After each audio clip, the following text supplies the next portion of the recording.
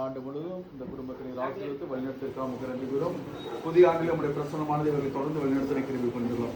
ஆண்டவன் காசு வழங்கி உன்னை காப்பாராக. ஆண்டவர் தம் திருமுகத்தை உன் மேல் ஒளி செய்து உண்மையில் அருள் பொழிவாராக. ஆண்டவர் தம் திருமுகத்தை உன் பக்கமாக திருப்பி உனக்கு அமைதி அருள்வாராக. எல்லாம் இறைவன் தந்தை மகத்துவ ஆவியாரின் பேராலே